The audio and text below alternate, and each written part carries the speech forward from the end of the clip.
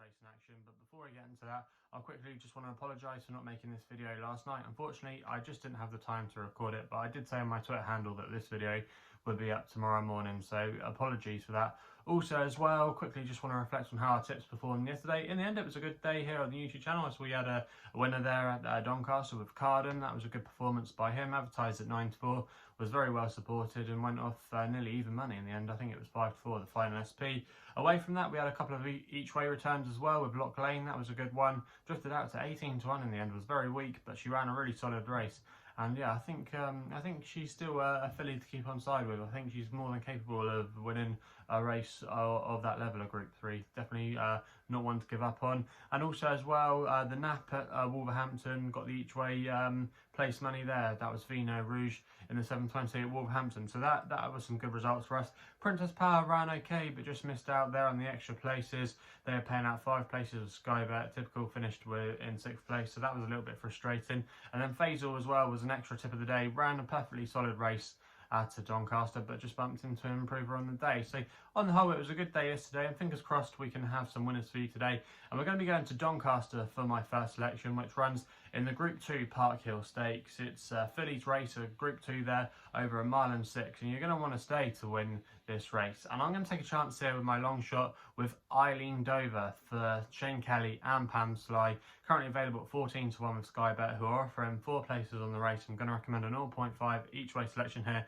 Now, I do think this horse, Eileendover, has been slightly overlooked for this race, and you can see why. You know, she has a bit to find on rating. She's met a few of these in the past, and she would have to turn around the form. But we all know her ability from bumpers. She was a listed winner over bumpers. She was an emphatic winner in some of them as well. She was very, very impressive, and we're all looking forward to her going on the flat. But I think it's just taken her a little bit of time to warm up, and she's actually been running for the majority of her starts in the flat over 1.5 miles.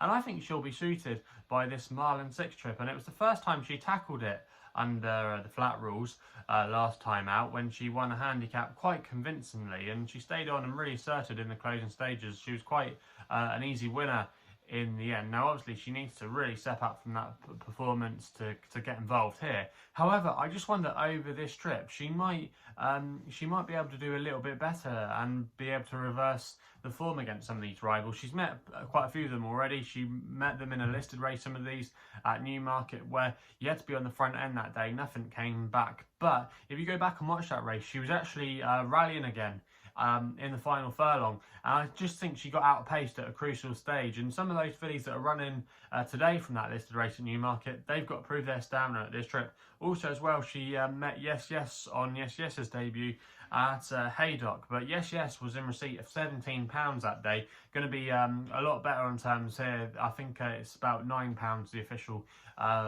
official difference, so she's going to be on more equal terms with her. I would say Yes Yes is the danger, because that form has worked out well with the Dancing King at Chester, but I do think Eileendover at 14-1, I think she's got a good chance. The ground should be fine. I think she'll just be there, she'll be handy. Didn't see too many horses coming from off the pace yesterday. You really wanted to be handy at Doncaster, and I think the track could ride the same way today.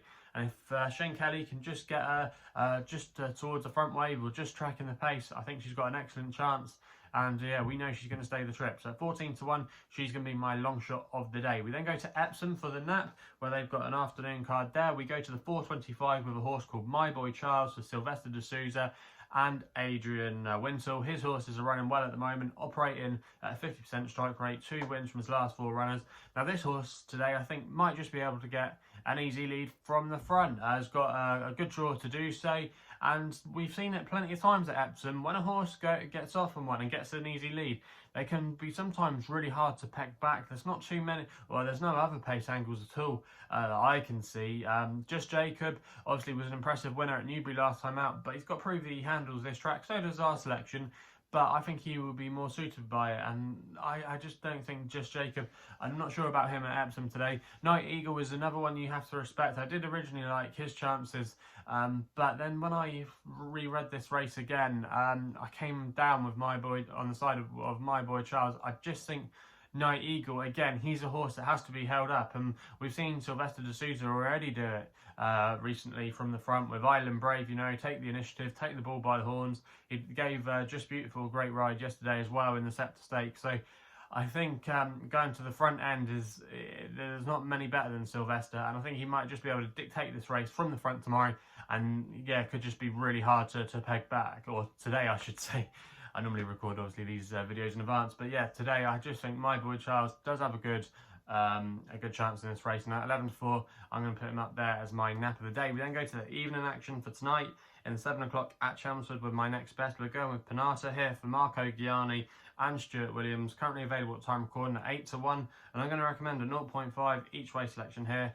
Now this horse is actually on quite a feasible mark on his all-weather form. He's definitely a better horse on the all-weather, but he has shown ability on turf because he has won this year on the turf, but his best form has come on the all-weather, and he's a previous course and distance winner. A lot of these horses today are running at Chelmsford. They've not really run at the track before, and sometimes Chelmsford can be one of those course specialist tracks. But yeah, this horse, he's down to a £5 lower mark than his last win on the all-weather. His last win on the all-weather came at Kempton in the winter, so he is starting to become well treated now. Returned from a short break last time out, probably just needed that run. I think he'll be more spot on today, and also as well, he's a front runner, and he could be quite hard to peg back today. He's got a really ideal draw to capitalise on as well. He's drawn in stall 1, so if he goes out hard under Marco Gianni, who knows this horse well, I think he might be able to hold on and stay there. And yeah, there could be because there is a lack of pace in the race.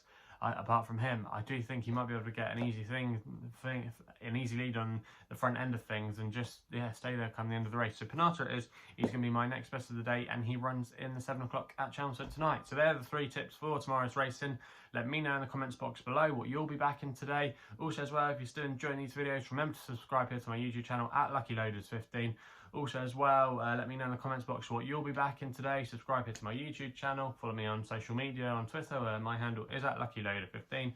If you want to check out my website, it's www.chrisloaderracing.co.uk. Please get them responsibly. Hopefully we can have some winners for you today, and we'll be seeing you soon.